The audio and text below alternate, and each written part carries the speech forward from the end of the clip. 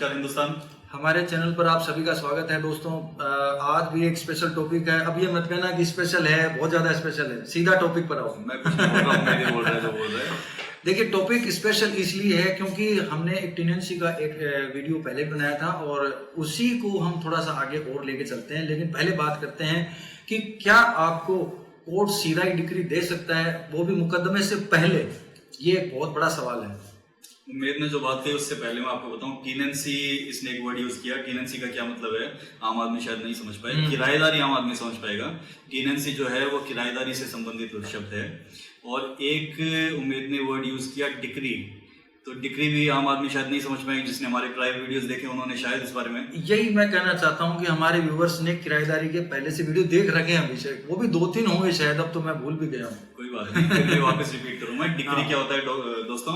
जब कोर्ट के अंदर कोई केस चलता है, उसके अंदर कोई जजमेंट होता है, तो जजमेंट के अंदर फाइनल ऑपरेटिव जो पार्ट है वो जो कोर्ट लिखती है उसको डिक्री कहते हैं। इट मींस उस डिक्री के अंदर ये लिखा जाता है इस केस के अंदर फाइनली क्या डिसाइड हुआ, क्या निर्णय किया गया। तो ये वीडियो हमारा उन लोगों के लिए इम्पोर्टेंट है, महत्वपूर्ण है, जिनके पास बहुत सारी संपत्ति है और जो अक्सर किराए पर देते रहते हैं।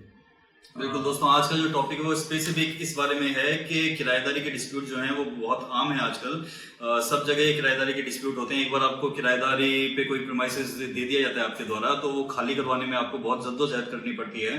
तो ये टॉपिक उनसे रिलेटेड है कि क्या आपको ऐसी जद्दोजहद नहीं करनी पड़े, क्या आपको ऐसी कानूनी पेचीदगियों में नहीं उलझना पड़े, और क्या ऐसा कुछ हो सकता है कि आप किराएदारी आरंभ होने से पहले ही कोर्ट से एक सर्टिफिकेट ले लें, एक डिक्री ले लें कि इतने टाइम बाद इसको खाली ही करनी पड़ेगी प्रोमाइसेस। तो चलिए शुरू करते हैं। सबसे पहले तो यही बता दो अभिषेक कि किस प्रकार की बिल्डिंग्स जो हैं, परिसर हैं, उनके लिए ये कानून है।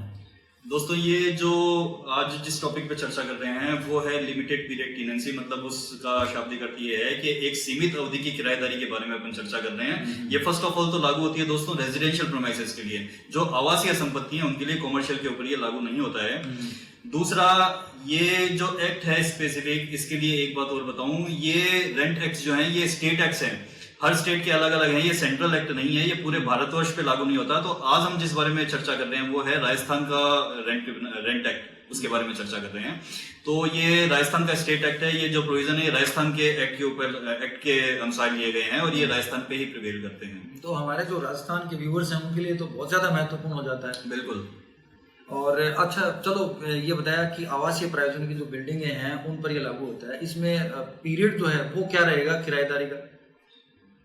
दोस्तों, कॉन्सेप्ट सबसे पहले बहुत बढ़िया है कि आप अपना जो एक मकान है, आप अपना एक जो घर है वो किसी को किराए पर दे रहे हैं और कोर्ट आपको पहले से ही निर्णय दे रहा है कि इतने टाइम बाद आप इससे बिना केस लड़े और ये मकान जो है खाली करवा सकेंगे। तो ये कॉन्सेप्ट बहुत इंपॉर्टेंट है, बहुत सुंदर है।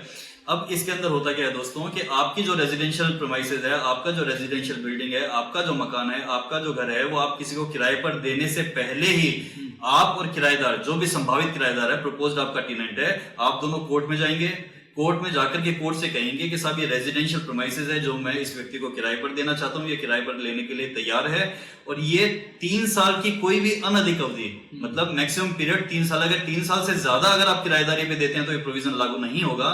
3 साल से कम अवधि की किराएदारी का जो टेन्योर है उसके लिए आप कोर्ट में जाकर के कहते हैं कि साहब ये मेरे से 1 साल के लिए, 2 साल के लिए, 2.5 साल के लिए, अप टू 2 साल 11 महीने तक के लिए किराए पर लेना चाहता है।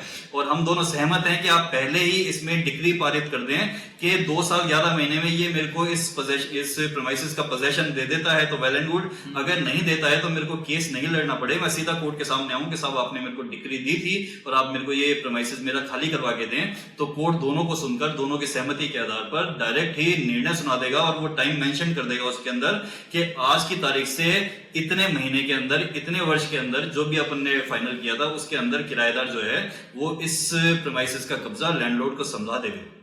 अच्छा विजय, सिंपली बता दिया कि कोर्ट के अंदर जाना है, कोई स्पेसिफिक कोर्ट हो, कोई नाम हो उसका? तो बिल्कुल दोस्तों, क्योंकि ये जो प्रोविजन है ये रेंट एक्ट से संबंधित है, तो राजस्थान के अंदर रेंट ट्रिब्यूनल्स बनी हुई हैं सब डिस्ट्रिक्ट हेडक्वार्टर्स के ऊपर, और इवन अब तहसीलों पे भी ये बनने लग रही हैं। तो ये जो पिटीशन लगेगी ये उसी रेंट ट्रिब्यूनल के सामने लगेगी और इसके अंदर पक्षकार दोनों हैं, एक लैंडलॉर्ड और एक टेनेंट, मतलब भूस्वामी और किराएदार। और अब नेक्स्ट एक सवाल निकल कर मेरे मन में आ रहा है कि ये कितनी बार किया जा सकता है? 1 बार, 2 बार, 10 बार, 20 बार? बिल्कुल उम्मीद, बहुत अच्छा क्वेश्चन है तुम्हारा। क्योंकि हो सकता है फिर तो ये सेम पार्टियां हर 3-3 साल पे 50 बार नहीं, करने नहीं, हो ऐसा सकता है, ऐसा 20 ऐसा बार बिल्कुल करने। नहीं है दोस्तों। ये जो प्रोविजन है इसको आप मैक्सिमम 3 बार यूज कर सकते हैं।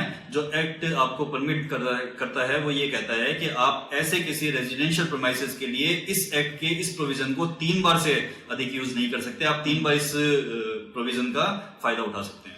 तो ठीक है, ये बात तो अच्छी है, एक लैंडलॉर्ड के फेवर की है, उसे ज्यादा जद्दोजहद नहीं करनी पड़ती अपने प्रेमाइसेस को खाली करवाने के लिए। कभी कभी होता ही है कि जो किराएदार है उसके मन में नहीं होता है कि मैं खाली करूं बिल्डिंग, और वो तो समझता है कि मेरी होगी। तो ऐसे में एक उपयोगी एक नियम है, एक कानून है। मैं समझता हूँ इम्पोर्टेंट वीडियो है राजस्थान के व्यूअर्स के लिए खास तौर पर। बिल्कुल बिल्कुल। इसमें एक और इम्पोर्टेंट बात दोस्तों ऐड करना चाहूंगा, वो ये है कि मान लीजिए आपने जो अपना प्रेमाइसेस है वो किराए पे दिया रेजिडेंशियल पर्पज से किसी किराएदार को, और आप दोनों कोर्ट में आ गए, आपने कोर्ट से ऐसी डिक्री भी ले ली कि साहब इतने टाइम के अंदर ये खाली करके दे देगा। और अब आगे की स्टेज सोचते हैं अपन कि उस टेन्योर के अंदर जो कोर्ट से आपने डिसाइड करवाया था उसके अंदर किराएदार ने आपको ये मकान खाली करके नहीं दिया, तो अब आप क्या करेंगे? तो इसके लिए बहुत समझने वाली बात है, बहुत इंपॉर्टेंट बात यह है कि जिस दिन लास्ट डेट थी उसको मकान खाली करके आपको कब्जा सौंपने की, उस तारीख को अगर वो आपको कब्जा नहीं सौंपता है तो उस तारीख से 6 महीने के अंदर अंदर विद इन 6 मंथ आपको कोर्ट के अंदर आकर के आवेदन करना पड़ेगा कि साहब इस प्रीमाइसेस जो है इसका कब्जा मुझे दिलवाया जाए। अगर आप इस 6 महीने की लिमिटेशन को भूल जाते हैं और अगर आप साल भर बाद में, 8 महीने बाद में, 7 महीने बाद में कोर्ट में जाते हैं तो फिर कोर्ट आपको इस डिग्री का एग्जीक्यूशन नहीं करवाने देगा। व्यूअर्स, सारे पॉइंट्स आप लिख लीजिए, याद रखिए और हमारे प्रीवियस वीडियोस को देखते रहिए, और मैं तो कहता हूँ लगातार हमसे जुड़े रहिए। बिल्कुल दोस्तों, ये इंपॉर्टेंट वीडियो उन सभी लैंडलॉर्ड्स के लिए है जिन्होंने अपनी प्रॉपर्टी बना रखी है और जो किराए पर देते हैं। तो इस वीडियो को देख करके आप इसका यूटिलाइजेशन कर सकते हैं। और अब हम दोनों इजाजत लेना चाहेंगे। नमस्कार। नमस्कार दोस्तों।